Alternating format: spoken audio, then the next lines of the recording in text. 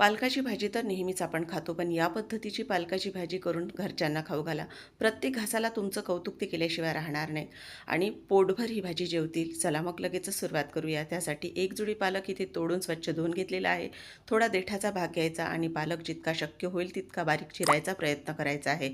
तर इथे पूर्ण पालक चिरल्यानंतर एका भांड्यात काढून घेतलेला आहे. हिरवी मिरची, आलं, लसूण छान याचा आपल्याला ठेचा तयार करायचा आहे. बघा हा ठेचा तयार झालेला आहे. त्याच मिक्सरच्या भांड्यात परत लसूण पाकळ्या, आलं, एक मोठा कांदा जाडसर चिरून आपल्याला घालायचा आहे आणि बघा त्याबरोबरच आपल्याला यामध्ये टोमॅटोसुद्धा घालायचा आहे. एक मोठा टोमॅटो घेतला पण त्यातला अर्धाच घालणार आहे.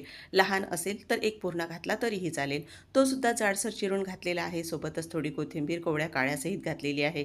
याचं सुद्धा छान असं वाटण केलं. वाटण करायचं, पेस्ट करायची नाही.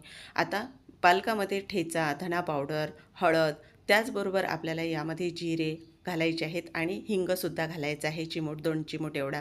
आणि आता आपल्याला यामध्ये बेसनपीठ घालायचं आहे. तर इथे व्हिडिओत तुम्हाला दाखवते तसं बेसनपीठ घालत जायचं, जोपर्यंत याला छान बाइंडिंग तयार होत नाही तोपर्यंत. आता यामध्ये चवीनुसार मीठ घालायचं, 1 चमचा तेल घालायचं. पालकाला बघा मीठ घातल्यानंतर लगेचच पाणी सुटायला सुरुवात होते. तर यामध्ये अजून थोडं बेसनपीठ मी घालणार आहे. तर इथे बेसनपीठ फार जास्त असं घालायचं नाही. आता हे पूर्ण छान एकत्र करून घ्यायचं आणि आता आपल्याला फक्त पाण्याचा हबका यावर देऊन घ्यायचा आहे. शक्य होईल तितका पाण्याचा प्रयत्न टाकण्याचा कमी करायचा आहे आपल्याला, पाणी टाकण्याचा. तर आता याचे गोळे तयार करून घ्यायचे, कुठल्याही आकारामध्ये तुम्हाला आवडतील तसे. तर इथे मी गोळे तयार करून घेतलेले आहेत. आता आपण भाजी फोडणीला घालणार आहोत. तेल गरम करून घ्यायचं आहे आपल्याला, मोहरी घालायची, त्याचबरोबर जिरंसुद्धा घालायचं आणि यामध्ये आपल्याला तयार केलेलं वाटण जे होतं ते घालून घ्यायचं आहे.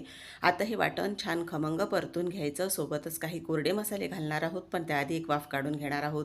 2 मिनिटासाठी वाफ काढून घेतल्यानंतर हळद, धना पावडर, त्याचबरोबर गरम मसाला, चवीनुसार लाल तिखट घालून घेतलेलं आहे. आता हे सर्व घातल्यानंतर ते सुद्धा छान परतून घ्यायचं वाटणाबरोबर. आता हे वाटण तेल छान सेपरेट होईपर्यंत परतायचं आहे. त्यासाठी परत झाकण ठेवलेलं आहे. 2-3 मिनिटाची वाफ काढून घेतली. परत कसुरी मेथी घालून घेतलेली आहे.